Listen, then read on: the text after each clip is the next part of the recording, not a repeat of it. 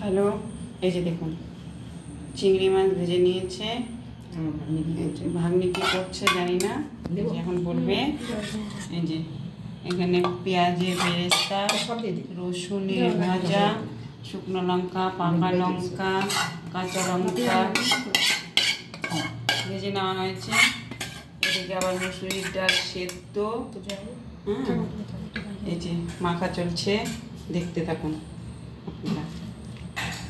আমরা এই যে এটা নাকি চিংড়ি মুসুরির ডালে ভর্তা, মানে সেদ্ধ মাখা। মাছটা ভেজে নিয়েছে, ডালটা সেদ্ধ।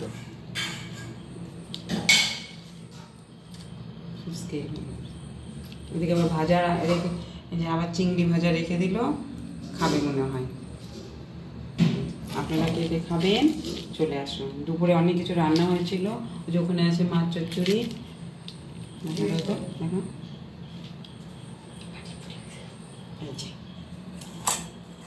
এই যে ছোট মাছের তরকারি, ডিমের ঝোল। এই যে দেখুন, এই যে এটা দুপুরে করা ছিল, আবার গরম করা হয়েছে। ওইদিকে মালিক টেবিলে খেতে বসেছে। ডিমের ঝোল আছে দুপুরবেলা, আর দুধ কি দুধ চিচিঙ্গা ঘন্ট না ছেচকি কি করেছে ভাজা। তাই হোক, চিচিঙ্গা ভাজা। আর যাই হোক, থাক, দেখতে হবে না। বাপের রাতে পিঠ উঠছে। চলুন এই যে রান্না করে।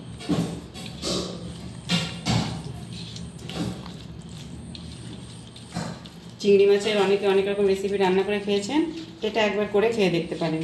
কারণ অনেকক্ষণ মোবাইল ধরে দাঁড়িয়ে থাকতে বলে পেঁয়াজ কেটে নিয়েছিল, তারপরে রসুন চুলে নিয়েছিল, কাঁচা লঙ্কা পাকা লঙ্কা রাখা হয়েছিল, পরে এগুলো ভাজা, সব ভাজা হয়েছে কড়াইতে। দেখে বুঝতেই পারছেন, দেখালাম একটু আগে আপনাদেরকে যে ভাজা। তারপরে এটা একটা এক ধরনের নতুন রেসিপি। আমরা সব কিছু ভর্তা খেয়েছি, কিন্তু চিংড়ি এভাবে ভর্তা খাইনি, ভাজা খেয়েছি, তরকারি খেয়েছি। ভাজাটাও খেতাম না, কোনোদিনও জানতাম না। ছোটো বোন শিখেছে যে চিংড়ি ভাজা বলে খুব ভালো লাগে, সত্যিকারেরই তাই ভালো লাগে।